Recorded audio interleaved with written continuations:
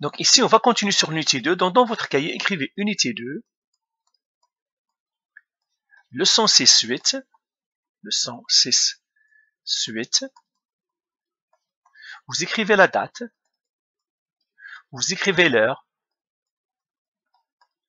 Voilà. Donc ici, on va continuer encore sur les équations. Donc, les équations du mouvement. On va voir toujours comment on utilise ces équations.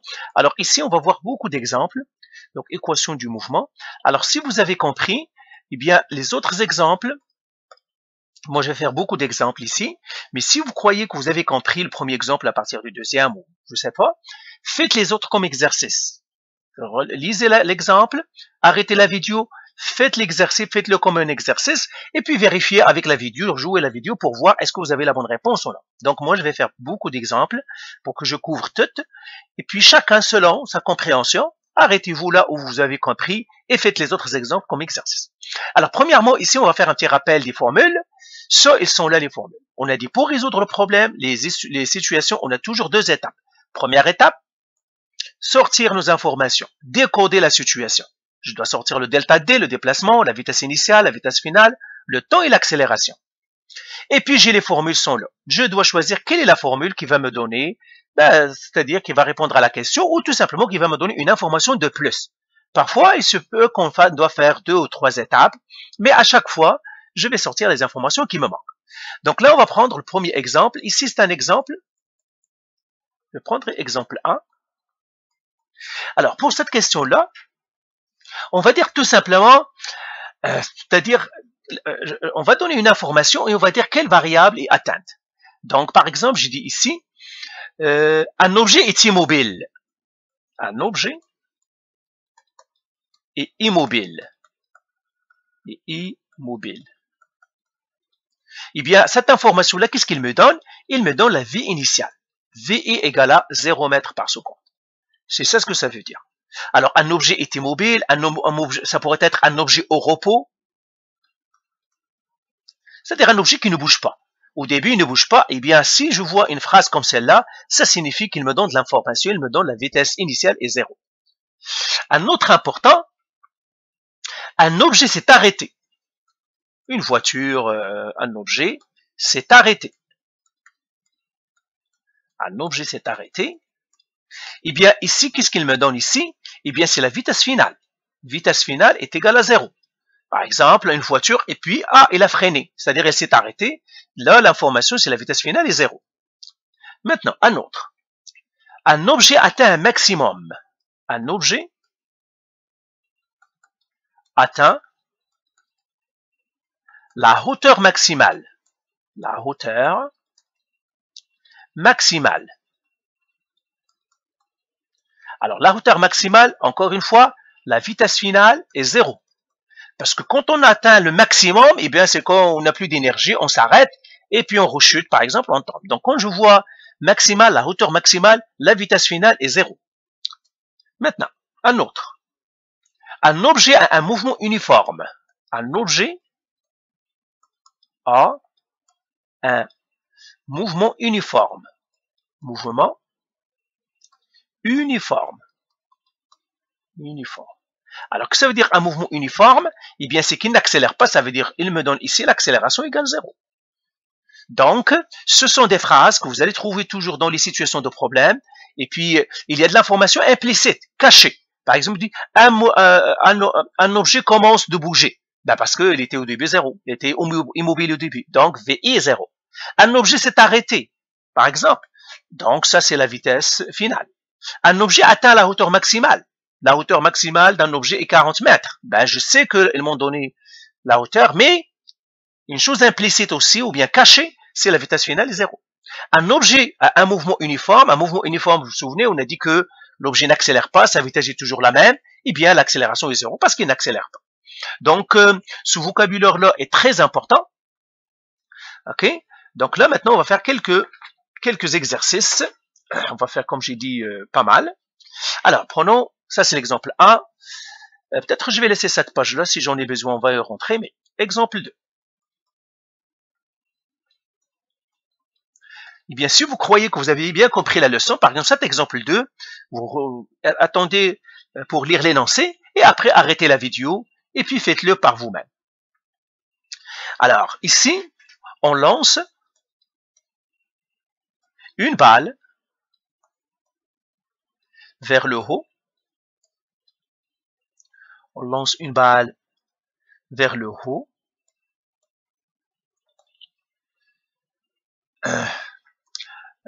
Avec une vitesse de 3,2 mètres par seconde haut.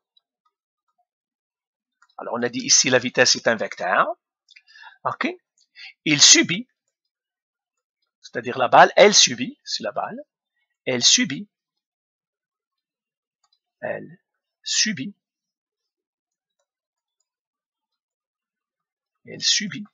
une accélération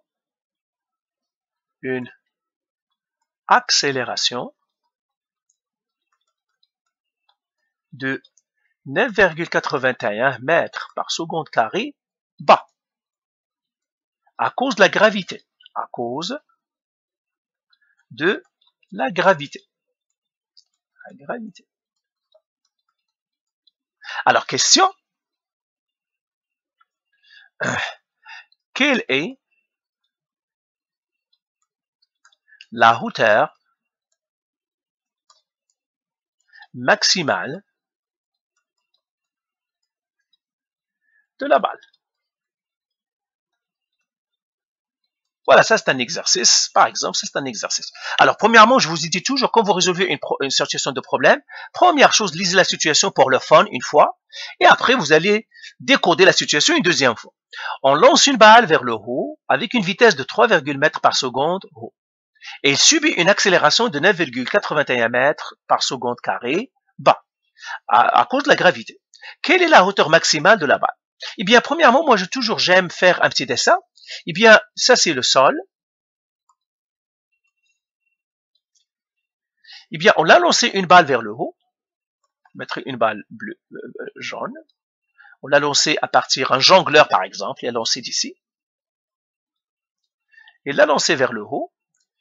La vitesse avec laquelle il l'a lancé, il me le donne. Donc là, je vais sortir mes infos.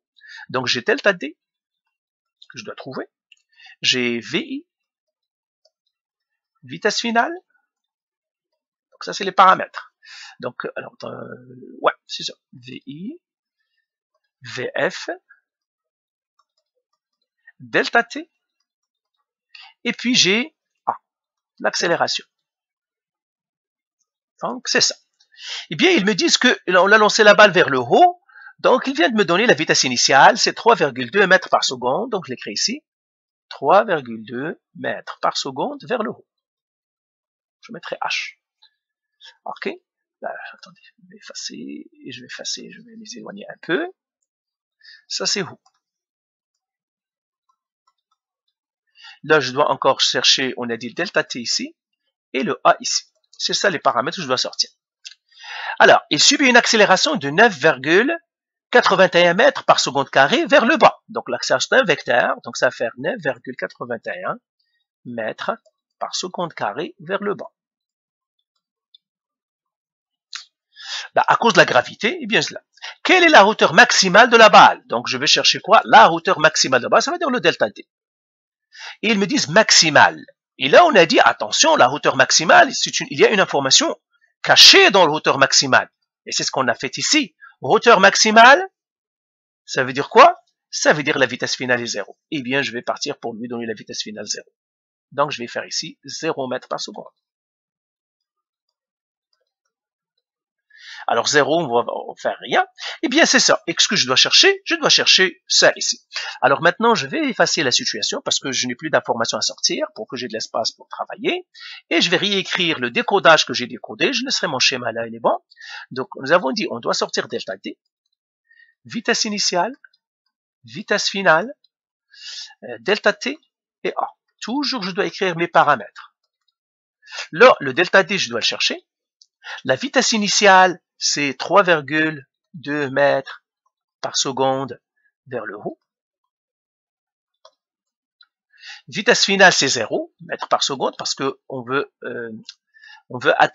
savoir la hauteur maximale.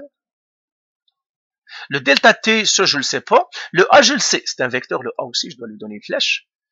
Et puis je le sais, c'est 9,81 mètres par seconde carrée vers le bas. Alors ici, ce sont des vecteurs. Alors quand je vois les hauts et les bas, c'est-à-dire je vois dans les vecteurs, il y a une direction. Si je vois des différentes directions, eh bien là, je dois toujours choisir le sens positif. C'est quoi? Moi, ma balle, il va monter vers le haut.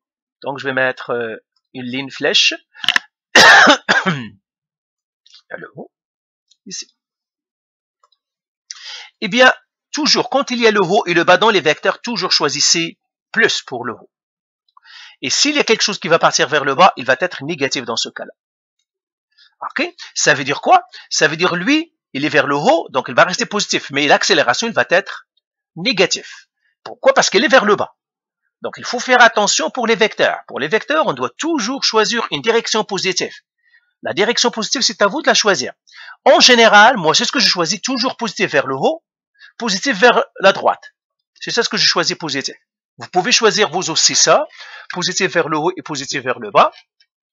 Donc, moi, je choisis toujours ça. OK? Alors, maintenant, qu'est-ce que je dois faire? Je dois résoudre mon exercice, donc je dois faire solution. Et là, je dis, je cherche delta D. J'ai la vitesse initiale, j'ai la vitesse finale, OK? Et j'ai le A. Eh bien, quelle est la formule que je pourrais utiliser? J'ai vitesse initiale, vitesse finale, j'ai le A, OK? Et je vais trouver le delta T. Alors, je vais écrire mes formules, je vais partir à mes formules, toutes mes formules sont là, mais j'ai écrit que ce que je connais, ici. Je connais la vitesse finale, c'est 0. Je connais la vitesse initiale, ça c'est vitesse finale. Je connais la vitesse initiale, c'est 3,2 peut-être mètres par seconde. Je connais l'accélération, moins 9,81 mètres par seconde carré. C'est tout ce que je connais. Alors, pour les exercices cinématiques, toujours, si vous connaissez 3, vous pouvez trouver tous les autres. Un exercice cinématique, vous devez toujours connaître 3 informations. Ça veut dire 3 informations, 3 variables. Par exemple, la vitesse, les vitesses et l'accélération, les vitesses et le temps et les déplacements, mais 3 choses. Vous connaissez 3 choses, vous avez assez d'informations. Alors, lequel que je vais utiliser? Ben, je vais regarder. J'ai VI, VF et A. Où est-ce qu'il y a dans mes formules VI, VF et A? Ici, il y a le delta D. Je peux le trouver, mais il y a delta T que je connais pas. Lui, ici, or, celle-là est intéressante.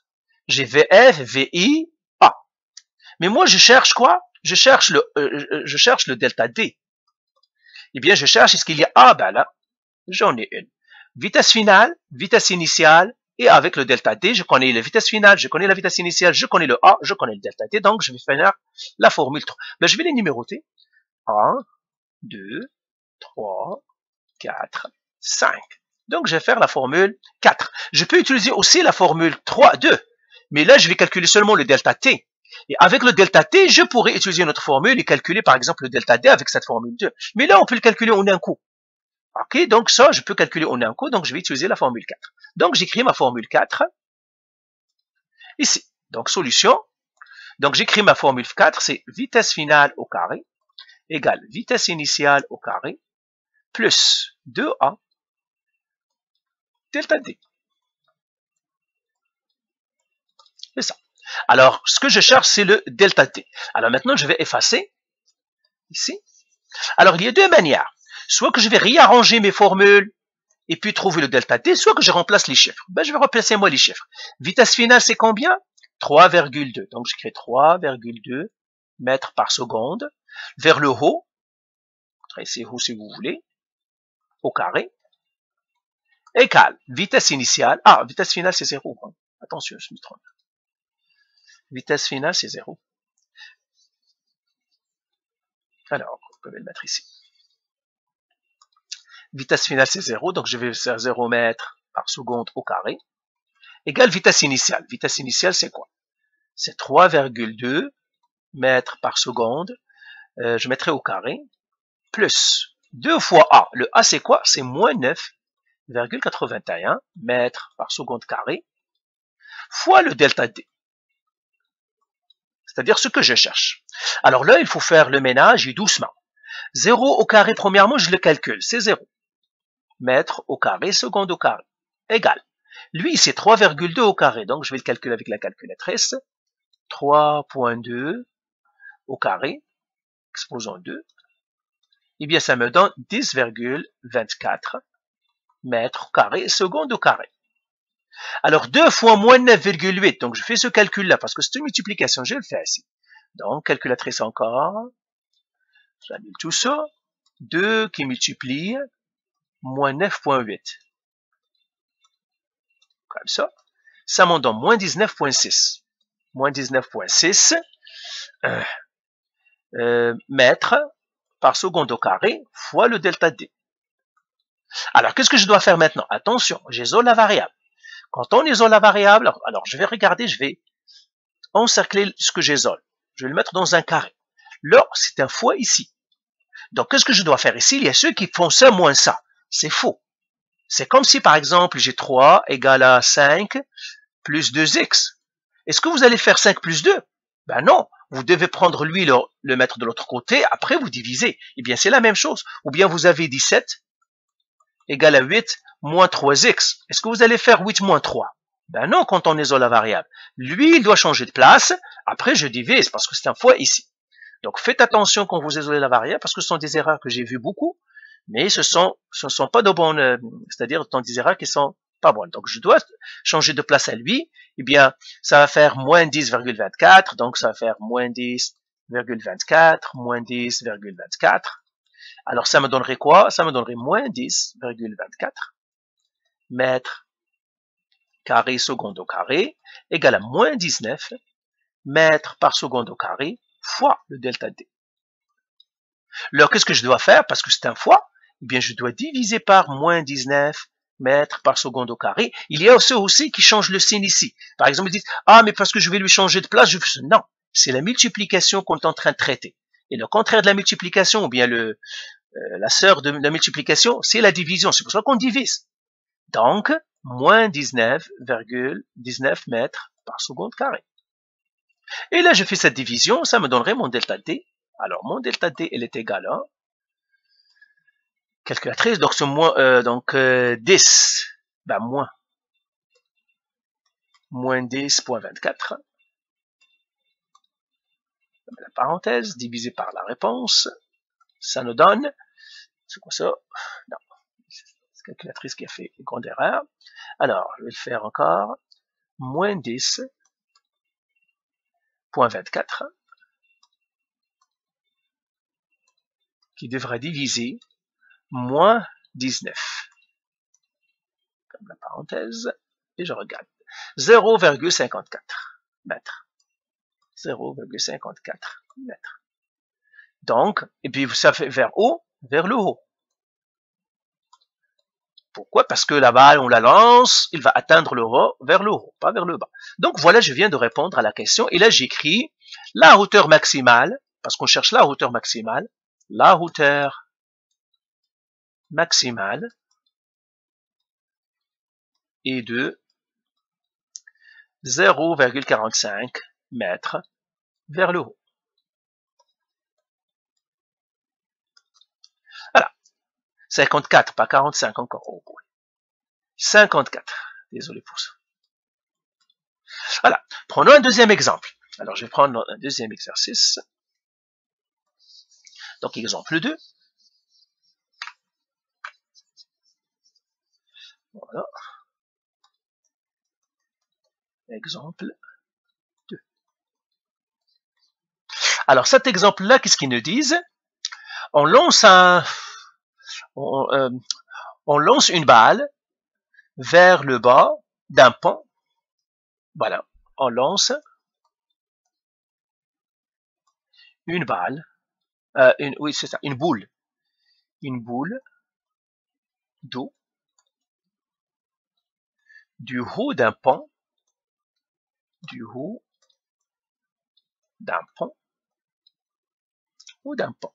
c'est tout, du haut d'un pont à 3,2 mètres par seconde. Point. La balle subit une accélération. Alors, ça, c'est vers le bas. Hein, donc, on a lancé la balle vers le bas. Au haut d'un pont, on la lance vers le bas. Subit une accélération de 9,81 mètres par seconde carrée vers le bas à cause de la gravitation, à cause de la gravité, à cause de la gravité. Alors, la question, quelle est la vitesse de la balle après 1,5 secondes? Ça, c'est la question A. Question B. Ben, on peut finir la question A et puis, ouais, j'écris les deux questions et puis. Alors, quel est le déplacement de la balle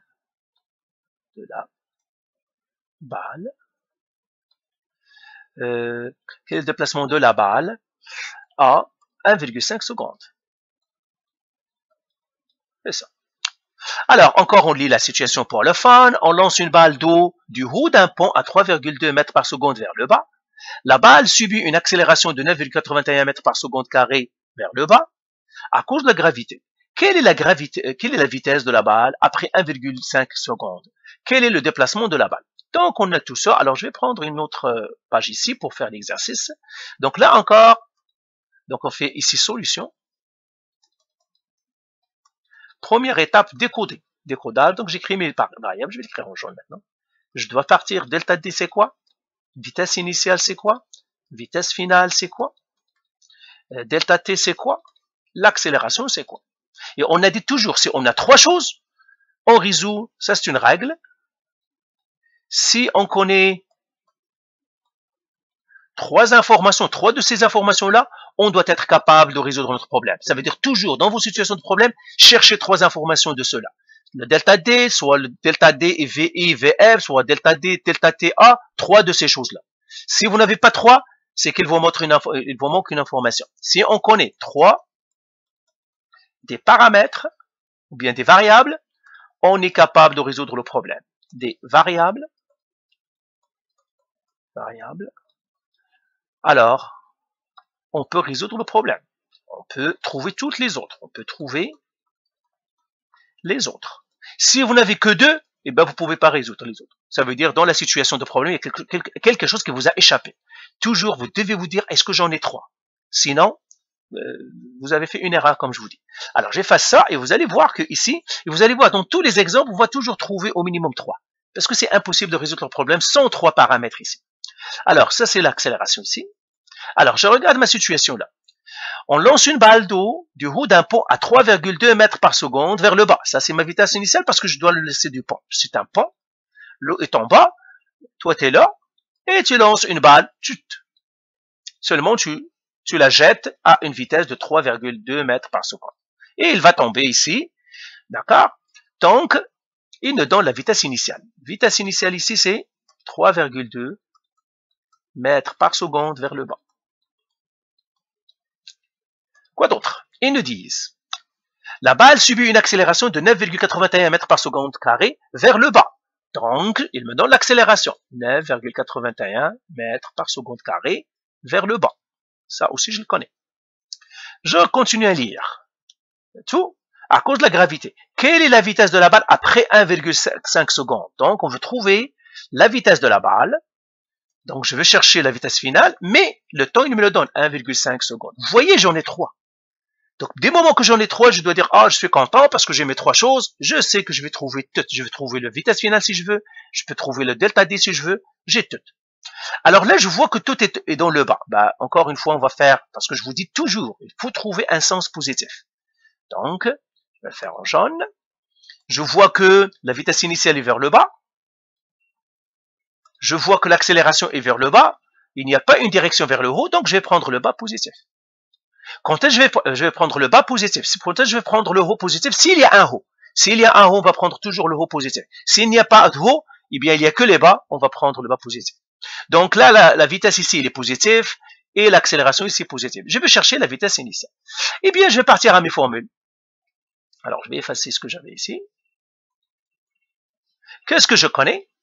Je connais la vitesse initiale. Je connais le delta t. Je connais le a. Je cherche la vitesse finale. Ben, je regarde où est-ce qu'il y a ces quatre-là. Dans quelle formule? Ben, je le vois, il est là. Je cherche le VF. Je connais la vitesse initiale. Je connais le a, je connais le delta t. Donc, c'est la formule 2. Donc, je vais partir à mon exercice et j'ai fait la formule 2. Donc, j'écris ici, trouver la vitesse finale. Avec quelle formule? La formule 2. J'écris la formule 2. Vitesse finale est égale à vitesse initiale. Toujours les formules, vous allez toujours les avoir. Plus a fois le delta t. Eh bien, la vitesse finale, je la cherche. Donc, j'écris vitesse finale égale. La vitesse initiale, c'est combien? Ils me l'ont donné. 3,2 mètres par seconde vers le bas. Donc, plus. L'accélération, c'est quoi? C'est 9,81 mètres par seconde carré vers le bas.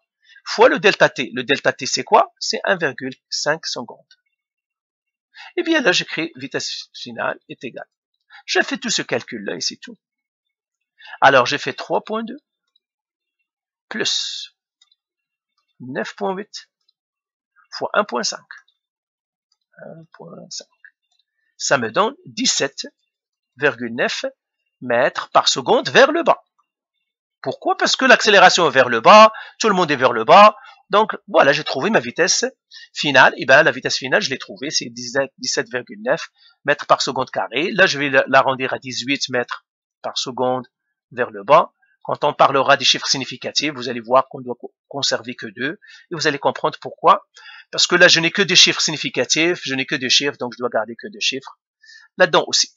Maintenant, je regarde. Là, je l'ai répondu. Maintenant, quel est le déplacement de la balle? Eh bien, qu'est-ce qu'ils veulent que je cherche? Ils veulent que je cherche le delta D. Cette fois-ci maintenant. Alors, celui que j'ai calculé, je vais le mettre en autre couleur, parce que toujours ce qu'on calcule, on doit le mettre dans une autre couleur. Ah, je ne l'ai même pas mis. Ok, je vais le mettre maintenant. Ce que j'ai calculé lui. Je vais le mettre en bleu. Le bleu, c'est combien? C'est 18 mètres par seconde vers le bas. Maintenant, ils veulent que je trouve quoi? Le delta D. Eh bien, la même chose, j'ai 3 choses, la vitesse initiale, le delta t et le a. Normalement, je dois être capable de trouver le delta d. Donc, je reviens à ma formule. J'ai VI, j'ai delta t, j'ai le a. Maintenant, ce que je cherche, c'est le delta d. Ben, où est-ce qu'il y a ces trois-là? Eh bien, je vois la première même.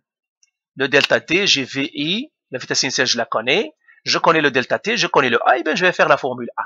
Donc, je peux faire. Alors, bien sûr, vous pouvez faire une autre formule. Par exemple, vous pouvez utiliser celle-là aussi parce qu'on connaît maintenant la vitesse finale. Mais c'est mieux toujours d'utiliser les données qu'il vous donne. Pour que si vous avez fait une erreur dans les calculs de la vitesse finale, n'utilisez ce que vous avez calculé que si vous n'avez pas le choix. Mais si vous avez le choix, toujours utilisez les chiffres qu'il vous donne pour que si vous avez fait une erreur, ben, les erreurs ne s'accumulent pas. Et bien là maintenant, on va le faire ici. On va trouver vitesse finale, c'est-à-dire le déplacement, delta t. Donc là, on va écrire ici, trouver, au lieu de vitesse finale, on va trouver le delta D, ça veut dire le déplacement. Delta D.